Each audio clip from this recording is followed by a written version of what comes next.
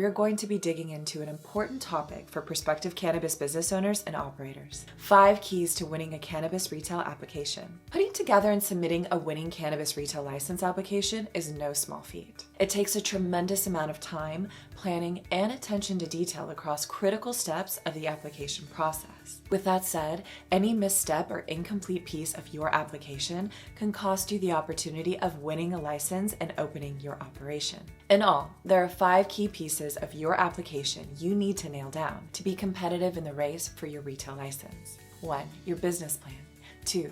Your labor and employment plan. 3. The safety plan for your business. 4. Your business's security plan. And 5.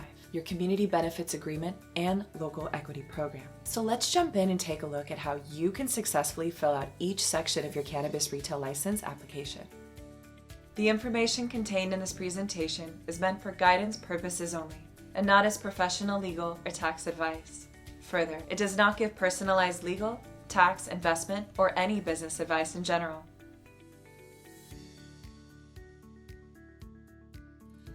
To give you some perspective on just how competitive winning a retail license can be, we are going to take a look at the recent cannabis retail application process in the city of Oxnard, California. So Oxnard recently granted 13 new licenses in their area out of a pool of 51 total applicants. That breaks down to roughly a 25% success rate for retail license applicants. During this process, the Oxnard local government made their decision-making processes public, which gives us insight into what regulatory authorities are looking for when it comes to putting together an outstanding cannabis retail license application. We've taken a deep dive into their documents and reporting so we can unpack what separates a good application from a bad one, so that we can help existing and aspiring cannabis entrepreneurs put together the best possible application.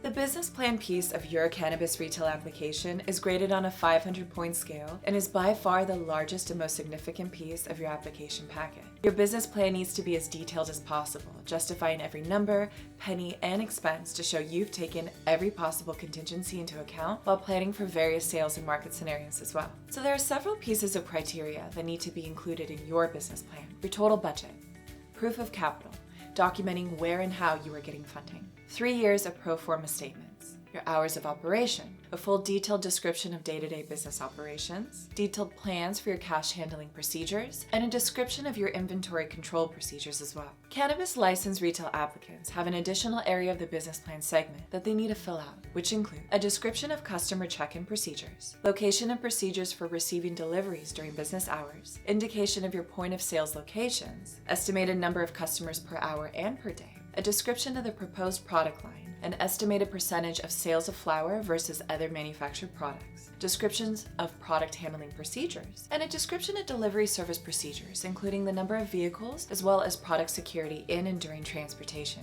The best and highest scoring applications from the Oxnard application pool not only addressed all the criteria listed, but also provided thorough descriptions and precise procedures for each of these steps. The lowest scoring applications either didn't address some of the points or failed to provide enough detail in certain areas of their application.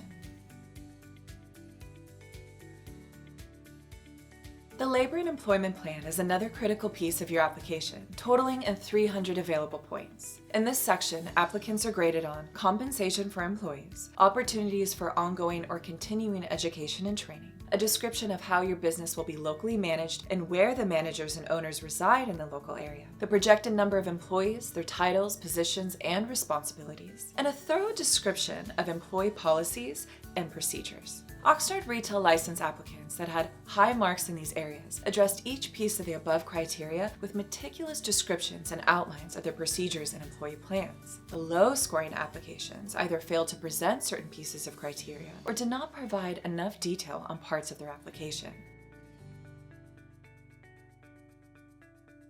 Your business's safety plan is rated against 200 points on your application. This piece of the application should cover safety plans, procedures, equipment, and response protocols for your business, including a fire safety plan, a hazardous materials prevention and response plan, a list of all the chemicals and gases used in your product storage locations, procedures for accident and incident reporting, plans for evacuation and safety routes, written descriptions for safety features such as fire alarms, extinguishers, sprinkler system, HVAC units, locations and diagrams of all safety protection, prevention, and monitoring systems in the facility, and date when the building your business will be occupying was constructed. As we've seen in the previous categories, the businesses with the highest scores on their application went into abundant detail on every aspect of their safety plan, including documents, diagrams, and procedures for each of the above criteria.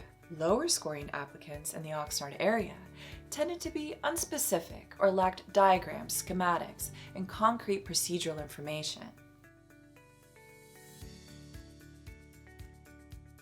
The security plan of a cannabis retail application comprises 200 possible points. This piece of your retail license application addresses your business's ability to meet certain security criteria, such as a security plan that's prepared by a professional security consultant, a detailed security diagram and labeled floor plan of your business, a plan and diagram of the alarm and security monitoring system, including the company that will provide your surveillance services, whether or not you will use on-site security guards, and if you do, you need to include details on the number of guards, their hours, locations, roles, and responsibilities.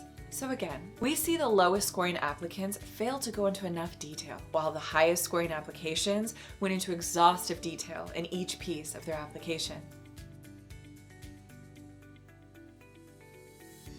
The final piece of this section of the cannabis retail application process is the Community Benefits Agreement and Local Equity Program. This piece of the application is designed to support equal opportunity in the cannabis industry. It helps ensure new cannabis businesses make employment opportunities accessible to low-income populations and communities impacted by the criminalization of cannabis. This is more or less a pass-fail portion of the application that requires a business applicant to sign an agreement that benefits their community.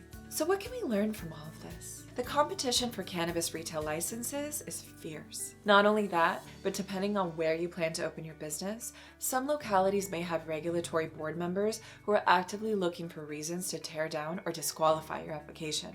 Also, keep in mind that this video only addresses the application process. This is just one of several phases that are required to win a cannabis license. All to say, there's no room for error.